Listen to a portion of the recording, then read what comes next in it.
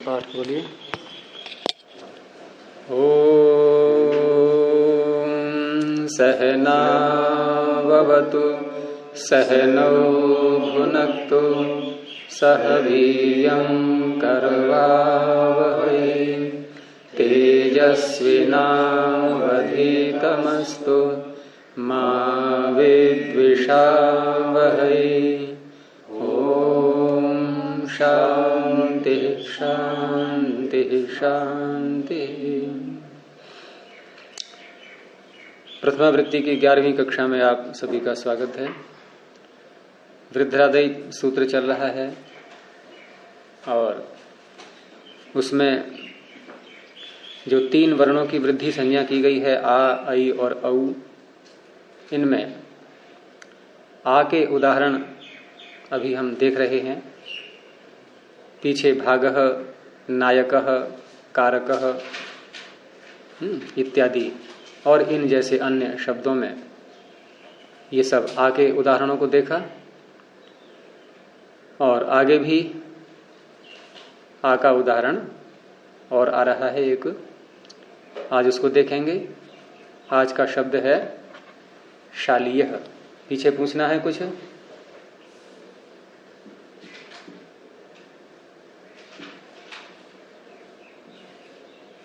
शालीयः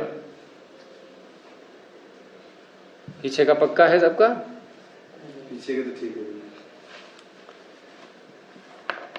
इस शालीयः को समझने से पहले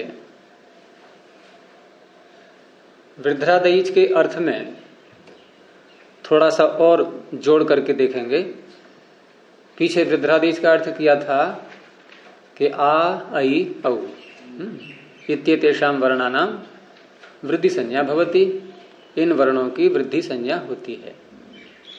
और जो अब तक हमने उदाहरण देखे भागः, नायकः और कारकः, इन सब में किसी न किसी सूत्र के द्वारा वृद्धि की गई थी। जैसे अचवर्णिति ने ह्रस्व आकार को दीर्घ आकार यानी कि वृद्धि के रूप में किया। अत उपधायाः ने भी ऐसा ही किया। अत उपधायाः ने भी ह्रस्व आकार को दीर्घ आकार किया। तो ऐसी वृद्धि को जो किसी सूत्र के द्वारा की जाती है, पहले नहीं थी, ऐसी वृद्धि को कहते हैं तद्भावित। तेन भावितम तद्भावितम, किसी सूत्र के द्वारा लाई गई है, भावित की हुई। और यदि कोई शब्द, ये आ गया तद्भावित का अर्थ समझ में, सूत्र के द्वारा लाया गया है। यानी पहले से वहां पर आ, ऐ, औ नहीं था। पहले से आ, ऐ, औ नहीं था। भज धातु में क्या था? भज, भ में अ ही तो है, ह्रस्व अ है, दीर्घ आ तो नहीं है। नायकः में नायका की सिद्धि देख ली ना हमने। तो ऐ का उदाहरण भी तो आ गया एक। फिर जैसे हमने कहा कि आके आए हैं, ऐ का भी तो आ गया एक। आ गया ना नायका? हाँ, ऐ का उदाहरण भी आ गया। औ का नहीं आया अभी है, अभी तक औ का नहीं आया। या देख लिया था पावकः। वैसे पावकः बना तो लिया था, पावकः बना लिया था, नायका के समान ही था, बस केवल ऐ और औ का अंतर था। तो इन सब में आ, ऐ, औ पहले से नहीं थे। आ गया समझ में? भज में आ नहीं था, नायकः में ऐ नहीं था पहले से, पावकः में औ नहीं था पहले से, कारकः में आर नहीं था पहले से। तो सूत्रों के द्वारा लाए गए। तो इसे क्या कहते हैं? तद्भावित वृद्धि। अब कुछ शब्द ऐसे हैं जहां आ, ऐ, औ पहले से ही हैं। वर्षा कहां कहां होती है? जहां पानी नहीं है वहां भी होती है, और जहां समुद्र है वहां भी होती है। या वहां होगी जहां पानी नहीं है। ऐसे व्याकरण के सूत्र हैं। ऐसे ही व्याकरण के सूत्र ये पर्जन्य के समान कहे गए हैं। पर्जन्यवत सूत्राणि भवन्ति। सूत्र कैसे होते हैं? बादल के समान। बादल सब जगह बरसते हैं, ये सूत्र भी सब जगह बरसेंगे। अर्थात जहां आ आई औ पहले से हैं वहां भी ये सूत्र वृद्धिरादेश वृद्धि नाम रखेगा। जहां आ आई औ पहले से नहीं है और वहां किसी सूत्र के द्वारा लाना है, तो जिस सूत्र के द्वारा लाया जाएगा वहां वो जाके बताएगा कि देखो आ आई औ को वृद्धि कहते हैं, इनमें से ले आओ तुम कुछ।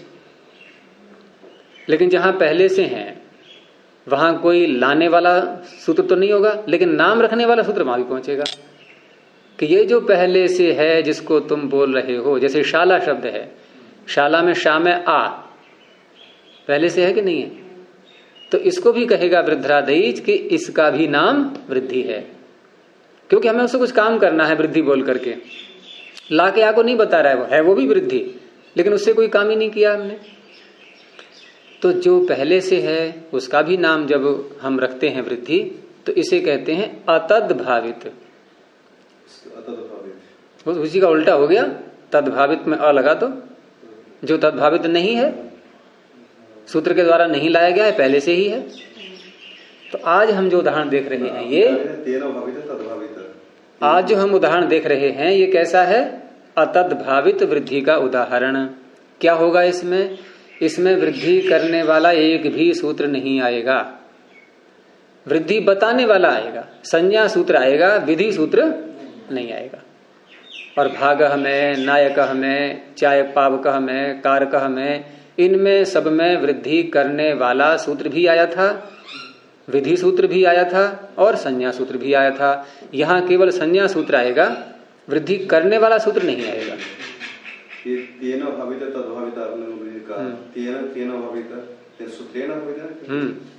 सूत्र नहीं अचोड़नी थी, अतोबधाया इनके द्वारा किया गया।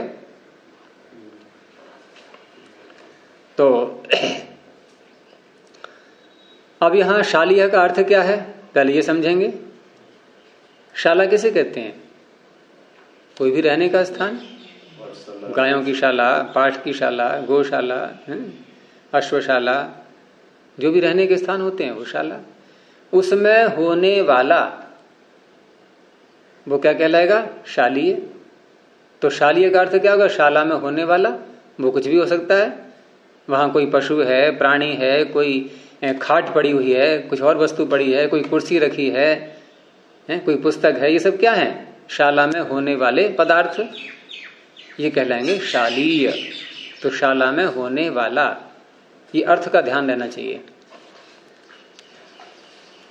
अब जब अर्थ का पता लग जाता है हमें, तो हम उस शब्द के अर्थ को खोलने के लिए, शब्द के अर्थ को, क्योंकि हमें ये शब्द बना कैसे है ये दिखाना है, तो बनाने से पहले, ये बना कैसे है इससे पहले क्या करना होता है? इससे पहले हमें उसके द्वारा जो अर्थ निकल रहा है उसको एक वाक्य में बोलना होता है, विस्तार करके उसका। तो शाला में होने वाला, इसका अर्थ हमें पता लग गया। अब संस्कृत में कैसे बोलेंगे इसी को? शालायाम भवः। शाला को सप्तमी विभक्ति में लाएंगे और भवः का अर्थ है होने वाला। तो ये जो हमने इसके अर्थ को खोला, इसे क्या कहते हैं? विग्रह। ठीक है, ये अलग हो गया पद, ये अलग हो गया, दो पद हो गए। ये क्या है? इसका अर्थ है, ये इससे खुल गया अर्थ। शाला में होने वाला, और इसी पूरे अर्थ को ये शब्द बोल रहा है अकेला। सालायाम और सालिय को मतलब वो है, शादी जितने भी कुछ सालिय कहेंगे उसको। बता रहा हूं अभी। तो इसे क्या कहते हैं? विग्रह। और ऐसा वाक्य हम जब विग्रह में लाते हैं जिसको हम संस्कृत में बोल सकते हैं, दूसरे को बता सकते हैं, प्रयोग कर सकते हैं व्यवहार में, तो ऐसे विग्रह कहलाते हैं लौकिक विग्रह, जिनको लोक में हम प्रयोग कर सकते हैं। तो ये कैसा है? लौकिक विग्रह। अर्थात इसको हम बोल सकते हैं। एक होता है अलौकिक विग्रह, जिसको हम प्रक्रिया शब्द बना रहे हैं, उस प्रक्रिया में तो ला सकते हैं, लेकिन किसी के सामने हम उसको बोल नहीं सकते। व्यवहार नहीं कर सकते उसका। पहले शब्द का अर्थ समझ में आ गया, उसे कहेंगे अलौकिक विग्रह।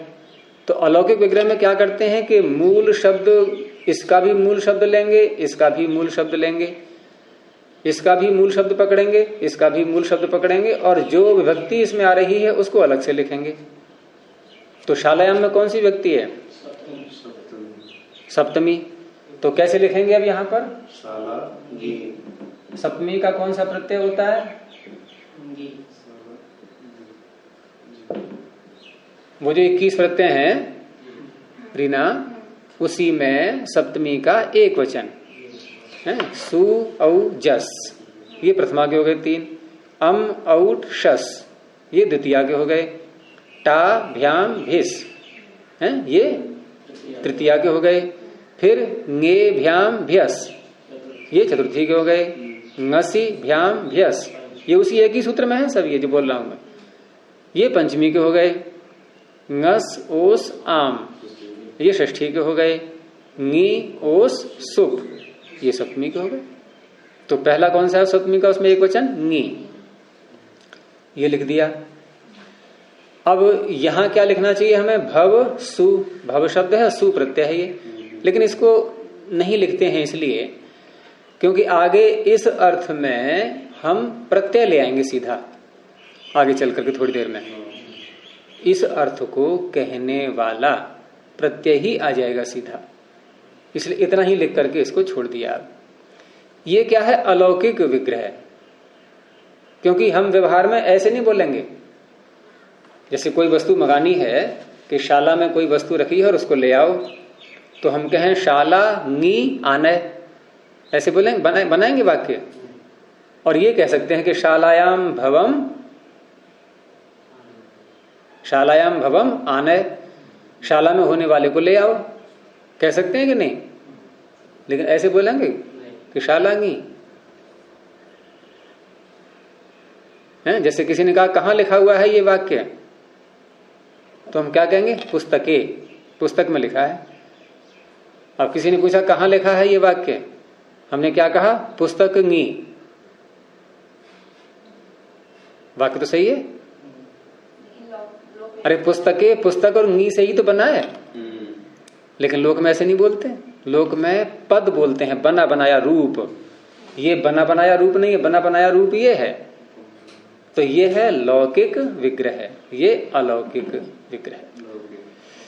अलौकिक विग्रह इसलिए करते हैं अब क्योंकि हमें प्रक्रिया पूरी अपनानी है। मतलब ये लौकिक विग्रह मतलब लोक में इस प्रकार का प्रयोग होता है, और अलौकिक विग्रह वाक्य मतलब कि जो विद्वान वर्ग है, जो जानकार है, इसको प्रयोग होता है इस प्रकार। आपने प्रयोग बोल दिया, प्रयोग होता ही नहीं इसका। ये तो शब्द हम सिद्ध कर रहे हैं, उसमें लाए हैं केवल। ये तो शब्द क्यों सिद्ध कर रहे हैं कि अंत में जो बनेगा वो प्रयोग करेंगे। प्रयोग शैली अंत में जो, ये प्रयोग नहीं है, ये इसको लाते हुए अंत में जो बनेगा वो प्रयोग करेंगे। ये प्रयोग करने के लायक नहीं है। तो शाला की क्यों हमने अलौकिक विग्रह के ढंग से, इसलिए कि हमें ये बनाना है प्रयोग करने लायक, इसको प्रयोग करने लायक बनाना है।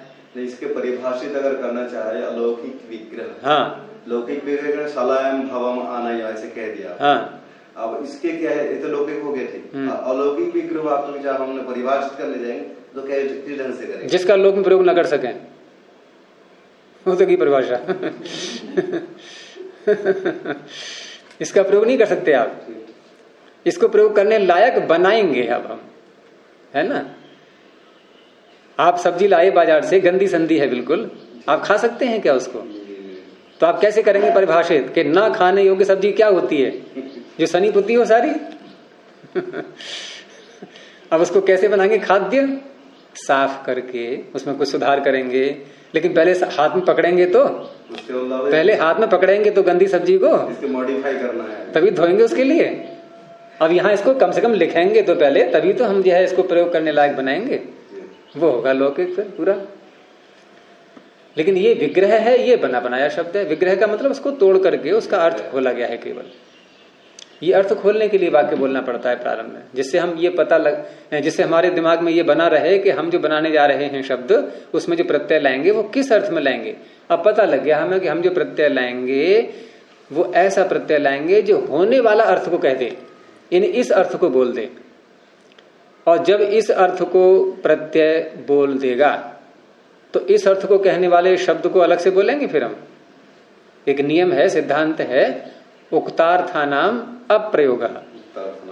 जिन अर्थों का प्रयोग कर लिया हमने, उक्तार्थानाम, जिनका अर्थ उक्त हो गया, कह दिया गया, उनका प्रयोग नहीं करते। जैसे इस भव के अर्थ को, इसमें एक प्रत्यय आएगा, वो कह देगा, तो अब इसको भव को नहीं बोलेंगे अब। इसलिए इसमें देखो भव शब्द है कहीं पर नहीं है, केवल शाला से बनाया है, शाली है, क्योंकि ये अर्थ तो इसमें घुस गया। और किसने कह दिया? प्रत्यय ने। वो प्रत्यय आगे लाएंगे हम। प्रयोग है, यहाँ घटा सकते हैं इसको, शाला है। चलिए अब आगे। अब ये जो शाला शब्द है, ये जो हम नी प्रत्यय लाए हैं, इससे अगर और पीछे को हटें थोड़ा सा हम, कि हम नी प्रत्यय भी न लिखें यहाँ पर और सीधे ऐसे ही शाला करें, और नी कैसे आएगा वहां तक पहुंचे, यानी और थोड़ा पीछे हटें, तो ये मूल शब्द है अब ये, और हमें नी प्रत्यय लाना है इसके आगे अब। तो मूल शब्द है ये शाला, और ये कैसा है? ये शाल से बनता है, शाला, यानी कि टाप प्रत्ययांत है ये। टाप प्रत्यय होता है ये, और टाप प्रत्ययांत जो शब्द होते हैं उनसे सुऔजस आदि आ सकते हैं। सुऔजस आदि जो 21 प्रत्यय हैं, ये किन किन शब्दों से आते हैं, कौन बताएंगे? अधिकार सूत्र पकड़ लो सीधा। किसका अधिकार आ रहा है? न्या प्रातिपदिकात। अब न्या प्रातिपदिकात में 3 बातें हैं। अभी तक हमने केवल प्रातिपदिक को देखा था। निकालो सूत्र, पहला सूत्र चौथे अध्याय का, प्रथम सूत्र चौथे अध्याय का, मिल गया? तो 3 शब्द हैं इसमें, नी, आप, प्रातिपदिकात। पद तो एक ही है, ये समास हो गया है तीनों का।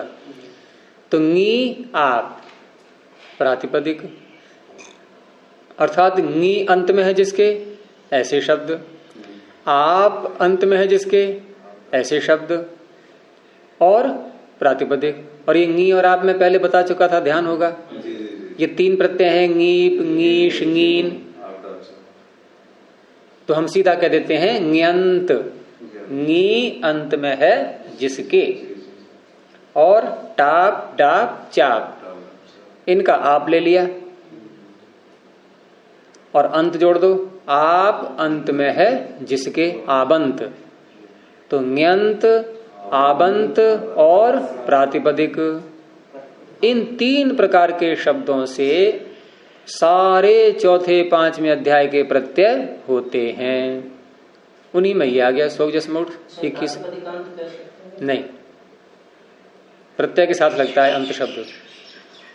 प्रत्यय ग्रहण यस्मात् स प्रत्ययो विहितस् तदादेश तदन्तस्य च ग्रहणम भवति। प्रत्यय के साथ में अंत जुड़ता है, प्रातिपदिक के साथ में नहीं जुड़ेगा। प्रातिपदिक के साथ में जुड़ता तो सूत्र बनता प्रातिपदिकांत नुम विभक्ति शुच। तो ङ्यंत, आबंत और प्रातिपदिक, इन 3 प्रकार के शब्दों से। अब यहां हमने कैसा है ये हमारे सामने, ये ङ्यंत है, आबंत है या प्रातिपदिक है? ये आबंत है। प्रातिपदिक क्यों नहीं है, कौन बताएंगे?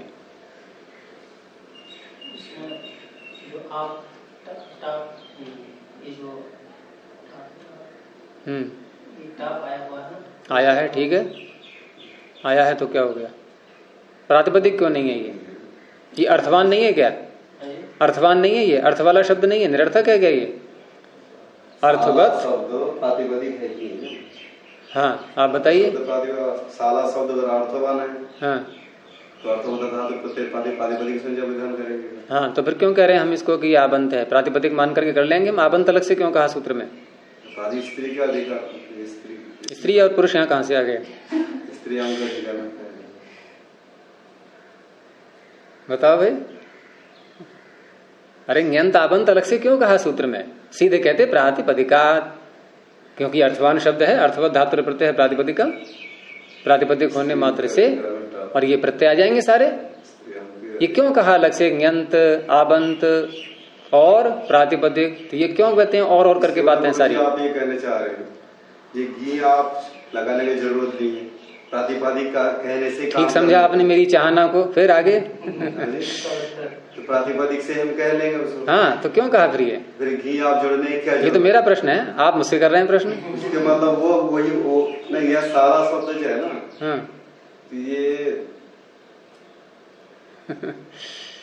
ये प्रातिपदिक ही नहीं है। कैसे गुरुजी? साला। अच्छा, आपने किससे की प्रातिपदिक संज्ञा? आप सूत्र बोलिए पहले, 2 सूत्र हैं केवल। किससे की आपने? अर्थ करें पहले इसका। अर्थवान, अर्थवत, धातु और प्रत्यय, अधातु अप्रत्यय, धातु प्रत्यय वर्जित्व, ये अर्थवान शब्द, तस्मात्, उससे अभी हो जाएगा तस्मात्। क्या हुआ? तो धातु प्रत्यय प्रातिपदिक संज्ञा होती है। धातु प्रत्यय मैं कह रहा हूँ नहीं है प्रातिपदिक ये। हाँ जी, बड़ी सरल सी बात है। इसमें ये ला में आ क्या है? ये टाप है कि नहीं है? टाप है। टाप प्रत्यय होता है या नहीं? टाप प्रत्यय होता प्रत्यय की प्रातिपदिक संज्ञा होती है क्या? प्रत्ययांत। अप्रत्यय नहीं कहा है उस सूत्र में। ठीक। अरे शाल इतना तो था प्रातिपदिक, शाल था, शाला नहीं है, क्योंकि इसमें कुछ और जुड़ गया है भाई। जैसे आपने अब पीएचडी कर ली है, तो आप पीएचडी बिना किए हुए नहीं है। अब आपके साथ उपाधि जुड़ गई है एक और। अब इसके मतलब वो ये अब आप उस गिनती में नहीं आएंगे जो बिना पीएचडी किए हुए हैं, जैसे ये बैठ के ठीक है ना? तो शाल था प्रातिपदिक, शाला प्रातिपदिक नहीं है। मतलब सूत्र में छेपा, क्योंकि इसमें विजातीय तत्व कुछ और आ चुका है जो कि प्रातिपदिक का भाग नहीं है, और उसका नाम प्रातिपदिक वो सूत्र रख नहीं रहा है। कौन सा? अर्थवद धातु सूत्र इस टाप का नाम प्रातिपदिक नहीं रख रहा है, क्योंकि उसने कह दिया अप्रत्यय। अच्छा, फिर जो प्रत्यय स्वीकार किए भी गए हैं, क्योंकि अगला सूत्र प्रत्यांतों की ही करता है प्रातिपदिक संज्ञा, वो प्रत्यय स्वीकार किए गए हैं केवल 2 प्रकार के, एक कृत और दूसरे तद्धित। अब ये टाप प्रत्यय ये कृत है या तद्धित है? आप बताइए। टाप ना कृत है ना तद्धित है। चलो, अब तो अच्छा उत्तर दिया है। ना तो ये कृत है ना तद्धित है। तो कृत तद्धित समासशास्त्र ने भी हाथ खड़े कर दिए कि मैं भी इसका नाम प्रातिपदिक नहीं रख सकता। ठीक है ना? और पूर्व सूत्र भी नहीं रख पाया। 2 ही सूत्र हैं प्रातिपदिक के, तो दोनों चले गए। कहाँ है ये प्रातिपदिक? इसलिए आबंत को अलग से कहना पड़ा सूत्र में। ऐसे ही ञंत को ले लेंगे आप, सारी बात वही घटाएंगे उसमें भी। हमने कहा गौरी, ये कृत तद्धित अगर मान ले कृत तद्धित हो जाता है तो हो ही जाता है बन जाता है। हाँ, 200 प्रातिपदिक। ऐसे ही गौरी शब्द ले लो आप। अब गौरी शब्द है प्रातिपदिक क्या? गौरी प्रातिपदिक है ये? मूल शब्द गौर नहीं, गौर है, गौरी नहीं, क्योंकि गौरी में ई जुड़ गया, नीप, और नीप न तद्धित है न कृत है, तो इसलिए प्रातिपदिक संज्ञा होगी नहीं। और अर्थवत धातु को तो एलर्जी है उससे, प्रत्ययों से। वो तो न कृत को पकड़ेगा, न तद्धित को पकड़ेगा, न टाप टाप चाप को पकड़ेगा, न नीप नीप, उसको तो प्रत्यय बिल्कुल नहीं चाहिए। इसलिए प्रत्ययों का सूत्र अलग से बनाया गया। ये प्रत्यांतों की प्रातिपदिक संज्ञा करने के लिए सूत्र अलग से बनाया गया, लेकिन उस अलग वाले सूत्र में भी नी और आप वहां भी नहीं है। इन यही 2 प्रकार के प्रत्यय ऐसे रह गए थे जो कृत तद्धित समासाष्ट सूत्र में समाविष्ट नहीं हो पाए। लेकिन हमें सुजस आदि प्रत्यय इनसे भी लाने हैं, हमें गौरी के भी रूप चलाने हैं, हमें शाला के भी रूप चलाने हैं। तो क्या करें फिर हम? अगर यहाँ ज्ञाप न पढ़े सूत्र में, क्यों रीना, अगर ये ज्ञाप न पढ़े सूत्र में, तो ये सौ जसमोट आदि प्रत्यय आ जाएंगे इसके आगे, क्योंकि प्रातिपदिक तो है नहीं है, तो अलग से कहना पड़ा पाणी को। समझ में आया नहीं? हाँ, क्या हुआ इससे? इसलिए सूत्र नहीं आया। सूत्र आ तो क्या ज्ञाप प्रातिपदिक, इसलिए क्या हुआ? इसलिए ज्ञाप प्रातिपदिकात में नी और आप को अलग से पढ़ा गया कि इनसे भी, अर्थात ये प्रत्यय जिसके अंत में होंगी और आप, वो प्रातिपदिक भले ही न हो, उनसे भी सु आदि प्रत्यय आ जाएं। चलें आगे अब, इसीलिए पढ़ना पड़ा इसमें सूत्र में। हाँ, अब यहां पर हमें सप्तमी विभक्ति लानी है, तो सप्तमी विभक्ति आती है अधिकरण कारक में। तो अधिकरण कारक संज्ञा, अधिकरण संज्ञा करने वाला सूत्र ये प्रथम अध्याय में ही है, ये आपका चौथे पाद में, आधारोधिकरणम, प्रथम अध्याय के चौथे पाद में। कहाँ है ये? चौथे कॉलम में मिल गया, 45 संख्या पर, चतुर्थ कॉलम, चतुर्थ पाद मिला। आधारोधिकरणम, आधार को अधिकरण कहते हैं। अब ये किसी वस्तु को, जिसको हम कह रहे हैं शाला में होने वाला, तो शाला क्या है उसका? आधार। तो आधार का नाम क्या होता है? अधिकरण। अब इसका नाम हो गया अधिकरण। और अधिकरण में कौन सी विभक्ति होगी? उसमें होती है सप्तमी, उसका सूत्र अलग से है। हर कारक में जो जो विभक्तियां आती हैं उन सब के सूत्र अलग अलग हैं। तो अधिकरण कारक में सप्तमी विभक्ति लाने वाला सूत्र दूसरे अध्याय के तीसरे पाद में आएगा, क्योंकि विभक्तियों का प्रकरण ये दूसरे अध्याय के तीसरे पाद में ही है। पूरा तीसरा पाद दूसरे अध्याय का, दूसरे अध्याय का पूरा तीसरा पाद ये किस प्रकरण का है? विभक्ति प्रकरण। और ये अनभिहिते से प्रारंभ हो जाता है। दूसरे अध्याय का तीसरा पाद मिला। तो इसी में एक सूत्र है, सप्तम अधिकरणे च, दूसरे कॉलम में आधे से ऊपर की ओर, आधे से ऊपर की ओर दूसरे कॉलम में मिला। सप्तम अधिकरणे च, दूसरा पाद ही, तीसरा पाद ही देखना है। तीसरा पाद भी हो और दूसरा कॉलम भी हो। सप्तम अधिकरणे च, सप्तमी अधिकरणे च, अधिकरण कारक में सप्तमी होती है। आपने क्या कहा? चकार जो है ना, चकारा ये दूर और अंतिक को ले रहा है ऊपर से ना, दूरांतिकार से द्वितीय आप फिर कहते सप्तम में अधिकरण। हाँ, सप्तमी भी होती है उनमें और अधिकरण में भी होती है। अधिकरण अलग से विषय है इसमें, और पीछे का भी ले लिया पूरा, चकार से पीछे का ले लिया पूरा, दूर और अंतिक। हाँ, उनमें भी सप्तमी होती है, अधिकरण में भी होती है। तो अधिकरण में सप्तमी होती है, तो सप्तमी के प्रत्यय कौन से? अब देखो, वो छंटनी नहीं करेंगे हम कि पहले पूरे 21 प्रत्यय आए, अब छंटनी नहीं करेंगे, बोल रहा हूं मैं, कर भी रहा हूं। कहते हैं ना, देखो मैं ये नहीं बताऊंगा कि आज मैं बाजार गया था, मैं ये नहीं बताऊंगा आज मैंने रसगुल्ला खाया था। इसको पता है? मैंने तो नहीं बताया, इसको पता कैसे? नहीं, मैं ये नहीं बताऊंगा क्या कि मैंने आज रसगुल्ला खाया था। फिर ये तो कहते हैं कि मैंने तो नहीं बताया। बता भी दिया और नहीं बताएंगे। हमने उत्तर बताने के बाद भी नहीं बताऊंगा, बताते जा रहे हैं और नहीं बताएंगे। तो मैंने भी कह रहा हूँ, मैं ये नहीं बताऊंगा कि ऐसे ऐसे करते हैं इसमें, कैसे कैसे कि पहले 21 प्रत्यय लाए, फिर विभक्ति है सुपह सूत्र से विभक्ति संज्ञा उसकी, विभक्तिश्च से विभक्ति संज्ञा की, फिर विभक्ति लाए, फिर सुपह से एक वचन, द्विवचन, बहुवचन संज्ञा, क्रम वही रहेगा सारा।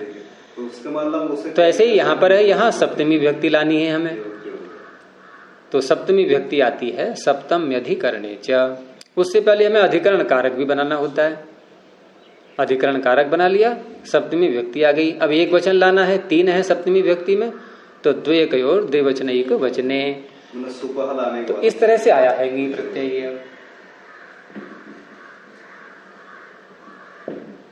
शाला नी, यहां तक आ गए हम। अब इस अर्थ को ध्यान में रखना है, भवः होने वाला। और इस अर्थ को कहने के लिए अब हम प्रत्यय लाएंगे। और प्रत्यय किससे लाएंगे? शालांगी इतने से। और प्रत्यय करने वाले सूत्र कितने अध्यायों में है? कौन बताएगा? रीना, कितने अध्यायों में है? 4। क्यों हेमंत आया था, चला गया? ये आया ही नहीं था। अच्छा, कितने अध्यायों में है? 3, 4, 5, तीसरा, चौथा, पांचवा, और कहीं नहीं है प्रत्यय। अब इन 3 अध्यायों के 2 भाग कर दो। तीसरा अध्याय अलग, धातु से, चौथा पांचवा एक और। प्रातिपदिक से। तो धातुओं से प्रत्यय लाते हैं तो तीसरे अध्याय में सूत्र ढूंढेंगे। प्रातिपदिकों से और ञंत आबंत और जोड़ लेना साथ में आज से। अब ञंत आबंत और प्रातिपदिकों से प्रत्यय लाते हैं तो चौथा पांचवा अध्याय वहां सूत्र ढूंढेंगे। तो यहां हम तीसरे अध्याय में सूत्र ढूंढें या चौथे पांचवें अध्याय में? चौथे पांचवें में, क्योंकि ये धातु नहीं है। ये धातु नहीं है, इसका नाम धातु रखा है क्या हमने अभी तक? धातु नहीं है ये प्रातिपदिक भी नहीं है। ये क्या है? आबंत, एक अलग से कैटेगरी है इसकी। अच्छा जी, ये शाला तो आबंत हो गया, लेकिन ये अभी गी आ गया तो? हाँ, गी क्यों लाए हैं और क्यों है ये बताएंगे आगे। अभी बिना इसके लाए हम प्रत्यय नहीं ला सकते। ऐसा क्यों? तुम्हारा ये प्रश्न है, ऐसा क्यों हम बिना गी लाए प्रत्यय क्यों नहीं ला सकते? ठीक है, तो अब जो आगे सूत्र आ रहा है ये अधिकार सूत्र आ रहा है, और वो अधिकार सूत्र ये बताता है कि चौथे पांचवें अध्याय के प्रत्यय लाने से पहले शब्द के अंदर क्या विशेषता होनी चाहिए। वो चाहे ञंत शब्द हो या आबंत शब्द हो या प्रातिपदिक हो, लेकिन कैसा होना चाहिए वो? तो वो होना चाहिए समर्थ। समर्थ जानते हो? अर्थ को कहने की जिसमें सामर्थ्य हो। लेकिन यहां समर्थ का शब्द अर्थ का दूसरा अर्थ करेंगे। सूत्र आ रहा है, उसको निकाल लो पहले। सूत्र निकाल करके समझना अच्छा लगता है? अब दुकानदार वर्णन तो कर रहा है कि मेरे पास ऐसा कपड़ा है, ऐसा पात्र है, ये है, वो है, गुण दिखा रहा है। पात्र ला ही नहीं रहा है सामने, कपड़ा दिखाई नहीं रहा है, बता तो रहा है कि ऐसे ऐसे गुणों से युक्त है वो, सामने तो आए। तो सूत्र सामने करके, तो चौथे अध्याय का ही प्रथम पाद का ये तीसरे कॉलम में नीचे को देखना सूत्र, समर्थानाम प्रथमाद वा। समर्थानाम प्रथमाद वा तीसरे कॉलम में है नीचे या चौथे कॉलम में है ऊपर? तीसरे में ही नीचे है ना? तीसरे कॉलम लगभग मिल गया? 5 सूत्र के बाद समर्थानाम प्रथमाद वा मिल गया। ये अधिकार सूत्र है। और ये अधिकार सूत्र क्या करता है? देखो हमारे सामने अगर हम वास्तव में इसको देखें तो ये भी एक प्रकार से, वो तो हमने अंडरस्टूड कर लिया था इसको, लेकिन वास्तव में देखें तो क्या स्थिति है? ये ऐसे ही तो लिखेंगे, इसको लिखेंगे तो जब शालायाम को शालांगी करके लिखा तो भव को कैसे लिखेंगे? मतलब इसको प्रत्यय के रूप में लाएंगे हम। और यहां भी जो सप्तमी है उसको सप्तमी के प्रत्यय के रूप में ले आए, प्रथमा है तो प्रथमा का प्रत्यय ले आए। अब ये सूत्र क्या कहता है इसको समझो, बहुत आवश्यक समझना है इसके लिए, क्योंकि इसको बिना समझे चौथे पांचवें अध्याय में हम लोग भ्रांत बने रहेंगे। कि समर्थानाम प्रथमाद, समर्थानाम षष्ठी का बहुवचन। हाँ, अब तक हमने षष्ठी का अर्थ क्या समझा था? के स्थान में, यही तो बोलते थे बार बार। लेकिन ऐसी भी षष्ठी होती है जिसका अर्थ हम के स्थान में नहीं करेंगे, इसे कहते हैं निर्धारण में षष्ठी होना। जैसे हम कहें कि इस विद्यालय के छात्रों में से किसी एक का नाम लिया, वह श्रेष्ठ है, तो वहां छात्रों में से छांट रहे हैं ना किसी को, छांटने को क्या कहते हैं? निर्धारण। परिभाषा छांटना, निश्चित पूर्वक पकड़ना, धारण करना, ना उसमें कहा ना जाति गुणों क्रिया भी एक देश प्रत्येकरणम निर्धारण। हाँ तो ले लो, आप किससे ले रहे हो, ले लो यहाँ गुणों से लेंगे हम। हाँ जी गुरु जी, जाति गुणों की दृष्टि से उत्तम है, श्रेष्ठ है, बताया हमने। तो यहाँ हम उसको छांट रहे हैं, तो छात्राणाम षष्ठी विभक्ति ला सकते हैं और सप्तमी भी। इसका सूत्र है यतश्च निर्धारणम, षष्ठी या सप्तमी दोनों में से कोई भी हो सकती है निर्धारण में। तो यहाँ निर्धारण में षष्ठी है, तो क्या अर्थ करेंगे अब, समर्थों में से कोई एक। जाति में दिया है, जाति अर्थ में दिया, जाति समर्थ जिनमें अर्थ को कहने की क्षमता है। अभी कहना जाति गुणों क्रिया की, हाँ जाति ले लो। तो समर्था नाम जो समर्थ शब्द हैं उनमें से, ऐसे ही छांटेंगे, जो विद्यालय के छात्र हैं उनमें से। तो हमने क्या कह दिया, छात्राणाम। और जो समर्थ पद हैं उनमें से, तो क्या कहा, समर्थानाम। अब समर्थ किसे कहेंगे, प्रश्न ये है। तो समर्थ उसे कहेंगे जो अर्थ को कहने योग्य बन रहा है। अर्थ को कहने योग्य शब्द कब बनता है, जब उसके आगे विभक्ति आ जाती है। इसके आगे विभक्ति आ गई तो ये समर्थ है, ये भी समर्थ है, इसके आगे विभक्ति है। विभक्ति नहीं लाएंगे तो समर्थ नहीं है, क्योंकि शंका रहेगी कौन सा कारक कहना चाह रहे हैं हम शाला में कहना चाह रहे हैं, शाला को कहना चाह रहे हैं, शाला के लिए कहना चाह रहे हैं, शाला का कहना चाह रहे हैं, शाला से, शाला के द्वारा क्या कहना चाह रहे हैं, ये कौन बताएगा। ये सप्तमी अर्थ कहने वाला है, ये प्रथमा विभक्ति का अर्थ कहने वाला। ये भी समर्थ है, ये भी समर्थ है। आप इसको इसमें क्यों जोड़ रहे हैं, ये अलग है, ये अलग है। तो ये नी लगाने से अब निश्चय हो गया कि शाला में ये अर्थ लेना है, हो गया समर्थ। अब ऐसे बहुत से समर्थ हो सकते हैं। देखो बहुत में दो तो ये हो गए, एक ये भी है, एक ये भी है, हैं दो। अब इनमें से एक लेना है। ये बाद में आ रहा है, ये पहले आ रहा है, आ रहा है कि नहीं। तो प्रथम कौन है इनमें, प्रथम कौन है, ये है प्रथम। आप सुनो पहले पूरी बात, शंका बाद में करना फिर कोई। पहला कौन है इनमें, ये क्या है, प्रथम। तो समर्थों में ये भी समर्थ, ये भी समर्थ। अब समर्थ का अर्थ ले लो सुबंत सीधा, अब ज्यादा चक्कर में मत पड़ो। समर्थ का अर्थ क्या हो गया, सुबंत।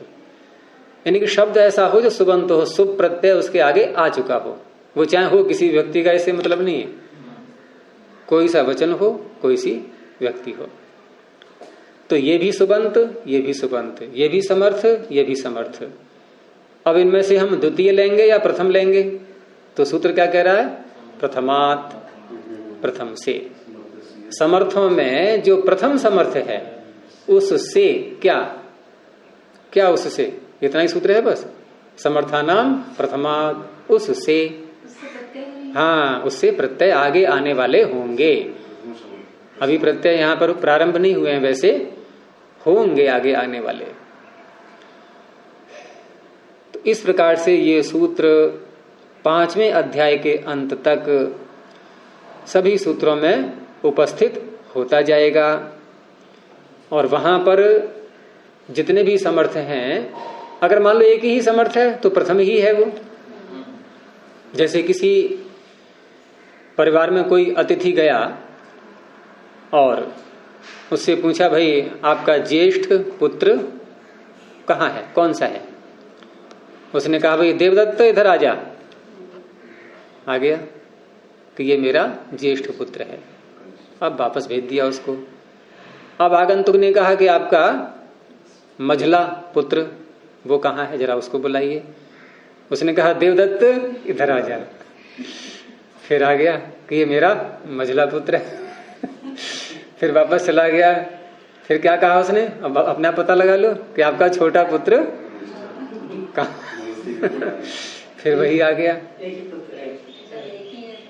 ऐसे ही मैं कह रहा हूं कि मान लो कहीं पर समर्थ एक ही है, जैसे यहाँ तो ठीक है दो मिल रहे हैं, लेकिन इसको हटा दें हम तो एक ही तो माना जाएगा, तो वही प्रथम है, फिर वही प्रथम है। तो इस प्रकार से ये सूत्र, आगे आने वाले सूत्र जो प्रत्यय करेंगे उनकी सहायता कर रहा है कि नहीं? क्योंकि वो सूत्र प्रत्यय किससे करें, इससे करें कि इससे करें, इसने कह दिया नहीं। पहली शर्त यह है कि सुबंत होना चाहिए वो, अर्थात एक प्रत्यय पहले से आया हुआ हो। ये चौथा पांचवा अध्याय तभी लगते हैं सारे सूत्र जबकि सुप पहले से उपस्थित हो, नहीं तो ये सूत्र अपना कार्य नहीं करेंगे। ये अकेले शब्दों में प्रत्यय नहीं करते कभी भी। अकेला शब्द यदि शाला ले लें हम तो कोई भी सूत्र प्रत्यय नहीं करेगा, सब मना कर देंगे। वो कहेंगे पहले इसके आगे इसको जो है सुबंत बना करके लाओ, समर्थवान बनाओ। हाँ, तो समर्था नाम प्रथमात वाह कहते हैं विकल्प। तो विकल्प इसलिए कि ये भी वाक्य हम बोल सकते हैं, हम ये भी वाक्य बोल सकते हैं और प्रत्यय भी कर सकते हैं। इसलिए गेट में घुसते ही सुबंतों को रख दिया हैं? प्रत्ययों को। हाँ, शुरू में ले आए, वो तो प्रारंभिक वहां से हुआ है। समर्थ बनाने की जो प्रबंध है पाणिनि का वो पहले ही हो गया सारा। कितने चतुर हैं पाणिनि, समर्थ बनाने के लिए जो प्रत्यय चाहिए वो पहले ही रख दिए उन्होंने प्रारंभ में, चौथे अध्याय के। चतुर्थ अध्याय का प्रारंभ ही यहीं से हो रहा है। अगर कोई प्रश्न करे कि चौथे पांचवें अध्याय का प्रथम प्रत्यय कौन सा है तो कौन सा बताएंगे? सु, प्रथम प्रत्यय। या उससे पहले और भी कोई है? उससे पहले तो वही है ज्ञा प्रातिपदिका। इसमें प्रत्यय कहाँ है? प्रत्यय कहाँ है इसमें? तो पहला प्रत्यय सु।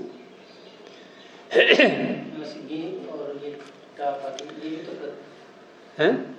ये कह रहे हैं ये प्रथम प्रत्यय है, ये प्रथम है, नहीं विधि सूत्र है ये प्रत्यय करने वाला, यहाँ प्रातिपदिका, ये अधिकार सूत्र है।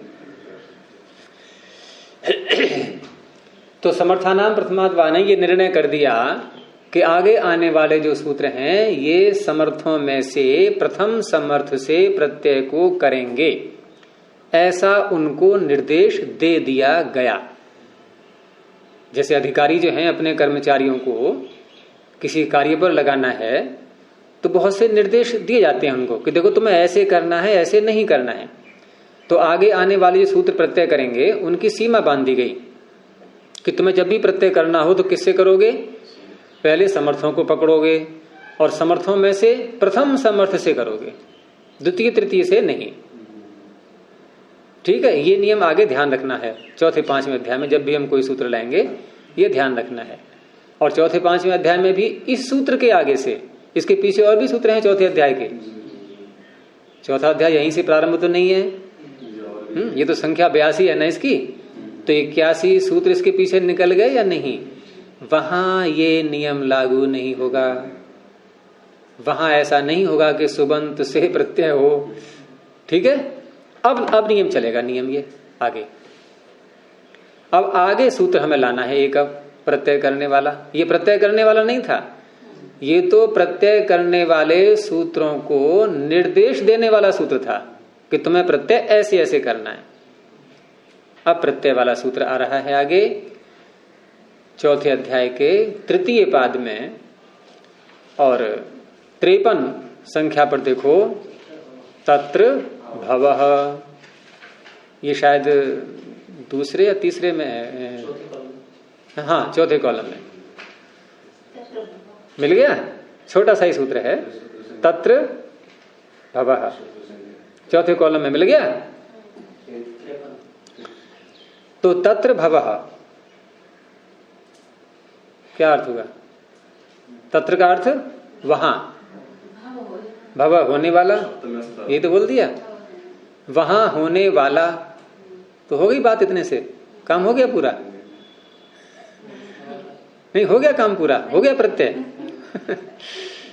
वहां होने वाला। तो अब हम अनुवृत्ति, अधिकार इत्यादि जो भी हैं भाई पीछे से लाएंगे ना अर्थ पूरा करने के लिए। तो पहली बात तो ये कि प्रत्यय करने वाले सूत्र हैं ये, तो कोई ना कोई प्रत्यय भी तो आ रहा होगा। तो प्रत्यय यहां आ रहा है अण, और ये अण आ रहा है। अभी जो सूत्र हम पढ़ रहे थे अब तक कौन सा पढ़ रहे थे? तत्र भव से पहले समर्थानाम प्रथमाद् वा, फिर निकालो उसी को, यहां उंगली रख लो, निकाल लिया। उसके अगला सूत्र देख लो केवल, प्राग दिव्यतः अण, प्राग दिव्यतोण। देखो चौथे पांचवें अध्याय में एक शैली और अपनाई है पाणिनि ने कि कोई प्रत्यय कहां तक जाता है ये साथ साथ बताते गए हैं वो। इसमें ऐसा नहीं है कि हम केवल एक दूसरा बताए तो हम समझें कि इसका अधिकार कहां तक जाएगा। जैसे धातु का अधिकार है, वहां बताया कहां तक जाएगा, नहीं बताया। लेकिन यहां इन्होंने प्रत्यय जहां जहां भी हैं जो आगे के अधिकार बना करके उसको आगे के सूत्रों में ले जाना है, वहां साथ साथ उसका निर्देश भी दे दिया है कि कहां तक ले जाना है। तो कहां तक ले जाना है को हमें क्या कैसे बोलते हैं? प्राक शब्द से। प्राक माने इससे पूर्व, पूर्व तक। तो यहां क्या कहा? प्राग दिव्यतः, दिव्यति, दिव्यत से पहले पहले। अब दिव्यत शब्द कहां आएगा? तो ये तेन दिव्यति खनति जयति जितम, ये सूत्र आगे आएगा। 8वां पंचम अध्याय के दूसरा पाद की 80। तो देख लो निकाल के, अच्छा लगेगा थोड़ा देख लोगे तो। मिल गया? हाँ पहले ही कॉलम में है, 5वां अध्याय निकालो। 5वां अध्याय कहाँ पहुंच गए आप? अरे जो पहले कॉलम में जो नया पाद शुरू होता है देखो, 5वां अध्याय तक है इसको अधिकार। देखो ना, फिर आपके पास में श्रद्धा है तो देर क्यों कर रहे हो आप? जल्दी देखो, पुस्तक पास में होने पर भी संदेह हो रहा है। हाँ पहले कॉलम में है ये, जहां भी देखोगे वहां। और किसी कॉलम में दृष्टि मत डालो, और पाद वहां से प्रारंभ हो रहा है। मिला?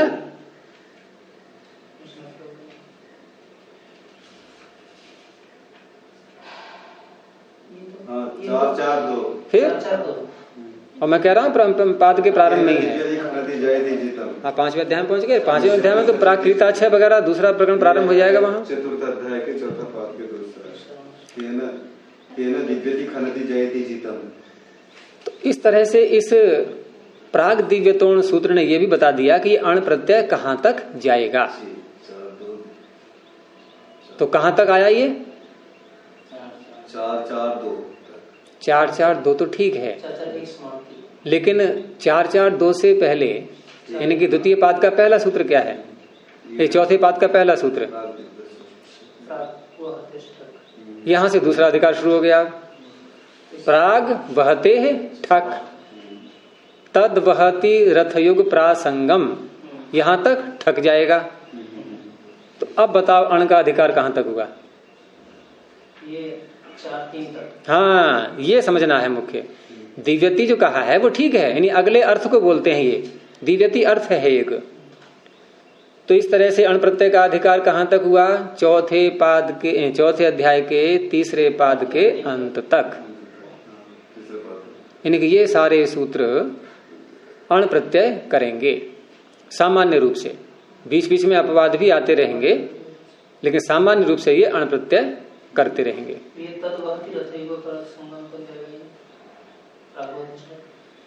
कौन? हाँ वो वहां तक जाएगा। वहां तक जाने से मतलब उससे पहले वाला सूत्र पकड़ो।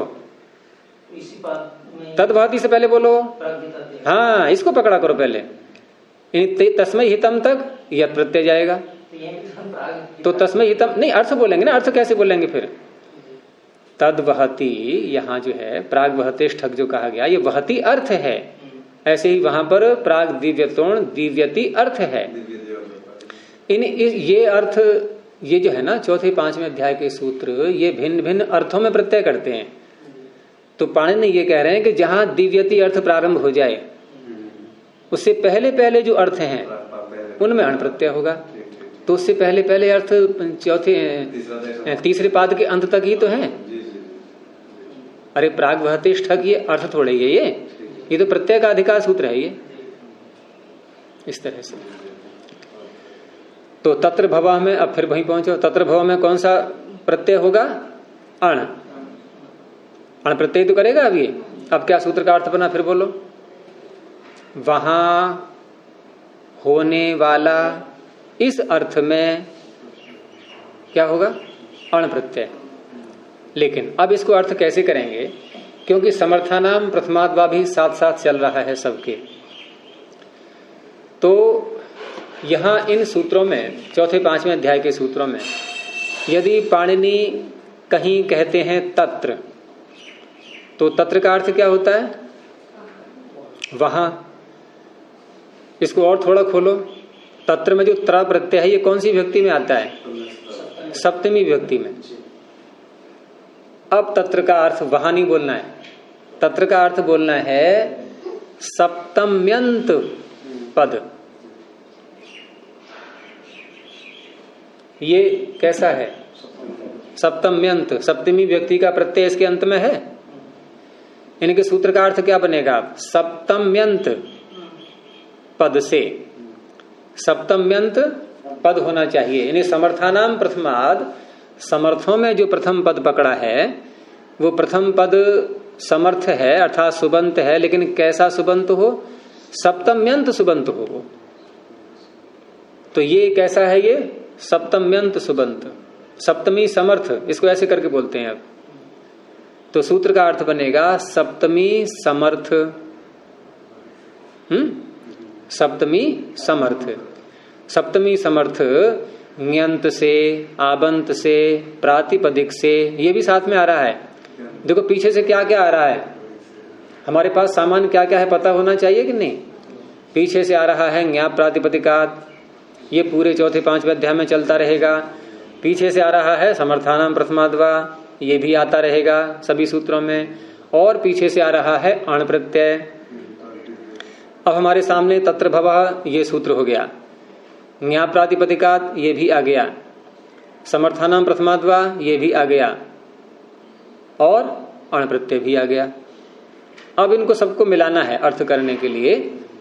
तो किस तरह से अर्थ करेंगे कि समर्थानाम प्रथमाद्वा को ये तत्र के साथ जोड़ देंगे कि सप्तमी समर्थ, और उसके तुरंत बाद ज्ञाप प्रातिपदिकात को बोल देंगे कि सप्तमी समर्थ न्यंत, आबंत और प्रातिपदिक से। अब प्रत्यय बोलेंगे। प्रत्यय कौन सा होता है? अण। अब किस अर्थ में होता है वो बोलेंगे? भव अर्थ में। यानी वहां होने वाला, इस अर्थ में, इस अर्थ को कहने के लिए सप्तमी समर्थ से अण प्रत्यय हो जाएगा। तत्र से सप्तमी समर्थ लेंगे हैं? तत्र से, हाँ, सप्तमी समर्थ। अब मान लो सूत्र आ गया तत आगतः, तो ततः में, ततः किसम बनता है? पंचमी में। तो क्या कहेंगे? पंचमी समर्थ प्रातिपदिक से। कहीं आ गया तस्मिन, तस्मिन और तत्र में एक ही बात हो गई, तब भी सप्तमी समर्थ। कहीं आ गया तस्मात, तस्मात और ततः एक ही बात हो गई, पंचमी समर्थ। कहीं आ गया तस्मै हितम, तो चतुर्थी समर्थ। ऐसे करके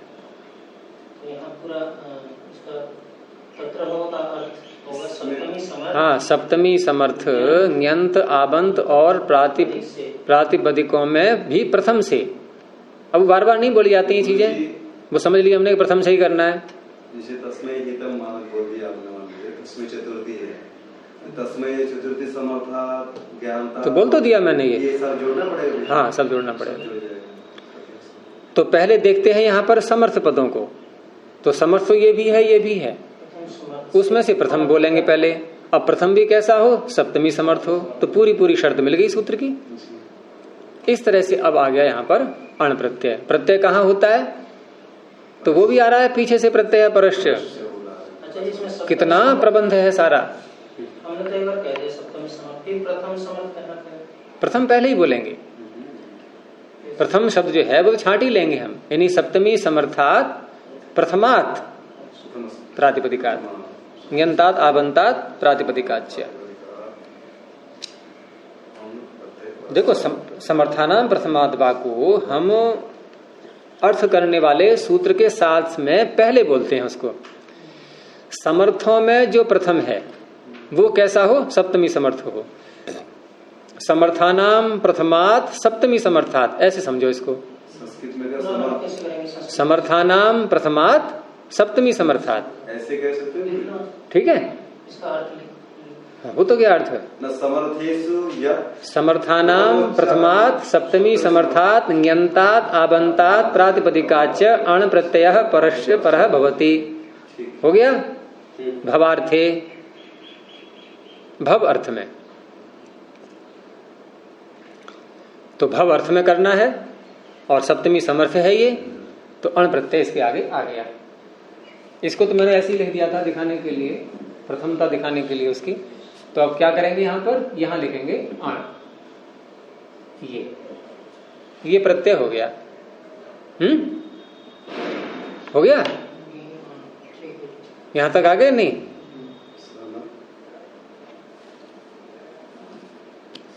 तो तत्र भव से अण प्रत्यय हुआ, लेकिन हाँ अभी हुआ कहाँ है? प्राप्त हुआ।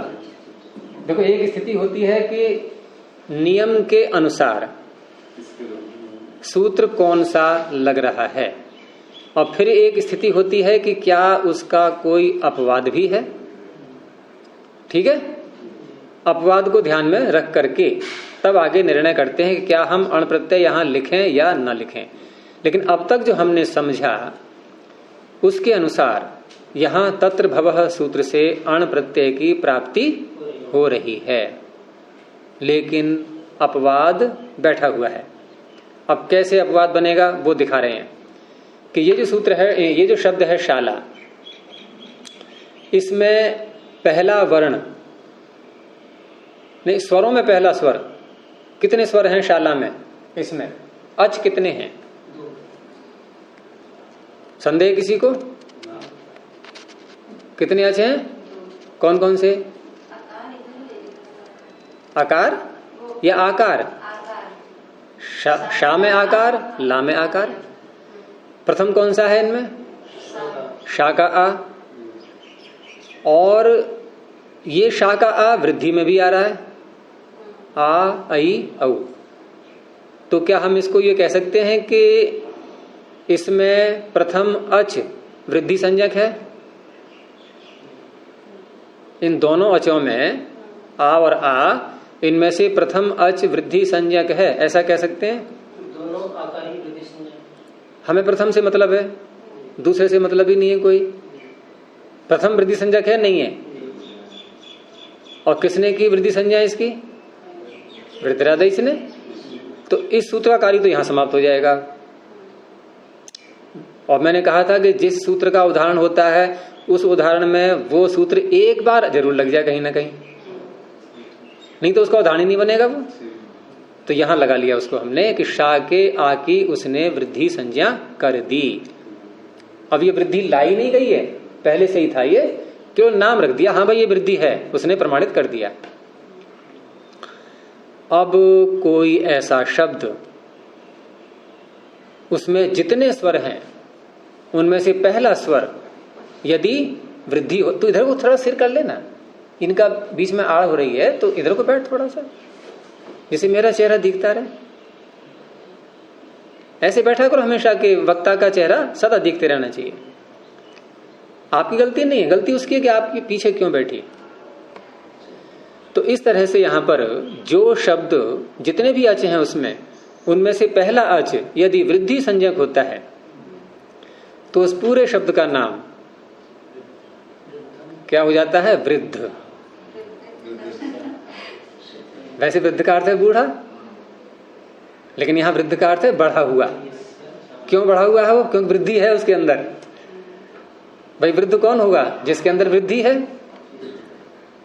या नहीं? अरे वृद्धि है तभी तो बढ़ा हुआ होगा, कोई वृद्धि हो तो जाए उसके अंदर। हाँ, अब वृद्ध को वृद्ध क्यों बोलते हैं? उसमें बहुत चीजें बढ़ी हुई हैं, अनुभव है, ज्ञान है, ये सब बढ़ा हुआ है ना उसके अंदर, इसलिए वृद्ध है वो। और इसलिए ज्ञान जिसके अंदर अधिक हो और भले ही आयु कम हो, उसको भी शास्त्रों में वृद्ध कहा गया है। छोटा सा बच्चा भी अगर ज्ञानी है तो वृद्ध है वो। और उसको पिता भी कहा गया है। पिता भवति मंत्रदः, जो ज्ञान देता है वो पिता है, वो रक्षा कर रहा है हमारी दुर्गुणों से। पिता पाति रक्षति थी पिता, छोड़ो आप उसके लिए, यहाँ मंत्रदः को पिता कह रहे हैं। पालन कर रहा है, नहीं रक्षा नहीं कर रहा है क्या? आपने कहा पाति रक्षति, तो रक्षा कर तो रहा है। किन से? दुर्गुणों से। ज्ञान देते हैं तो क्या होता है? दुर्गुणों से बचते हैं हम। तो इस प्रकार से यहाँ ये शब्द अब शाला, क्या हम इसको वृद्ध कह सकते हैं? लेकिन ये तो मैंने अपने वाक्य में कहा है। कोई कहेगा सूत्र बताओ ना कोई इसका, तो पहले ही पाद में है प्रथम अध्याय के सूत्र, तीसरे कॉलम में जहां पाद की समाप्ति हो रही है, 2-3 सूत्र, 3 सूत्र पीछे। वृद्धि, देखो बहुत सरल सूत्र है ये, अगर इसके शब्दों को देख लें हम। वृद्धि ही यस्य अचाम आदि ही, पहले इतने का अर्थ कर लो। यस्य अचाम आदि ही वृद्धि ही, जिसके अचों में आदि अच वृद्धि है। घटाओ यहां पर, जिसके अचों में कितने अच हैं? 2। आदि अच शाका आ वृद्धि है, तो वृद्धि ही यस्य अचाम आदि ही। इसको बताना सूत्र। अरे प्रथम अध्याय प्रथम पाद बोला मैंने। तो जिसके अचों में प्रथम अच क्या है? वृद्धि। अब सूत्र आगे बोल दो, जो रह गया बचा हुआ, तद, उसे वृद्ध कहते हैं। ये क्या है सूत्र? संज्ञा सूत्र। जैसे वृद्धरादि संज्ञा सूत्र है, ये भी संज्ञा है, नाम रख रहा है। तो इसका नाम क्या हो गया अब? वृद्ध। वृद्ध नाम क्यों हुआ? क्योंकि इसमें वृद्धि वाला भाग है। वृद्धि नाम का एक वर्ण तैयार बैठा हुआ है, इसका नाम वृद्ध हो गया है। अब जिनका नाम वृद्ध होता है उनसे अण प्रत्यय नहीं होगा। अब इसको एक विशेष उपाधि मिल गई ना वृद्ध की। अब और अण प्रत्यय कैसा है? सामान्य है, वो सबसे हो जाता है। वो तो हम थोड़ा विशिष्ट हो गए। अब हम क्या हो गए? विशिष्ट। जैसे ये आया भी विशिष्ट, आप लोग सामान्य थे, पहले आ गए थे। तो अब ये क्या हो गया? विशिष्ट। अपवाद हो गए। क्योंकि अण प्रत्यय कैसा है? वो तो तत्र भवः सूत्र एक सामान्य सूत्र है। उसने सबसे कह दिया कि जहां जहां भी होने वाला ये अर्थ निकले वहां अण प्रत्यय हो जाता है, तो वो सर्वत्र घट जाएगा। लेकिन ये शब्द एक विशेष कोटि में आ चुका है। अब ये कैसा है? वृद्ध। तो वृद्ध से अब प्रत्यय करने के लिए अर्थ वही रहेगा, भव अर्थ। वहां प्रत्यय करने के लिए सूत्र पाणिनि ने अलग बनाया। तो वो सूत्र भी देख लो। अब वो सूत्र है वृद्धाच्छः, और ये आ रहा है आपके दूसरे पाद में ही, चौथे अध्याय के, जहां ये तत्र भवः था ना, तत्र भवः तीसरे पाद में था ये, लेकिन ये आ रहा है आपका वृद्धाच्छः दूसरे पाद में। तो थोड़ी यहां पर शंका उठेगी कि तत्र भवः का अर्थ हम वृद्धाच्छः में कैसे ले आएंगे। नियम क्या होता है सामान्य, कि अनुवृत्तियां अधिकार आगे को चलते हैं कि नहीं। तत्र भवः, ये जो भव अर्थ है ये आगे आने वाले सूत्रों में ही तो लगेगा, और वृद्धाच्छः उससे पीछे आ चुका है। तो अब आप दोनों में से निर्णय करके कल मुझे बताना कि यहाँ भव अर्थ कैसे घटेगा। अभी समय हो गया है, पाठ को यहीं समाप्त कर रहे हैं। सोच करके बताना कि यहाँ भव अर्थ वृद्धाच्छः में कैसे लाएं। ठीक है, दोनों सोच करके बताना।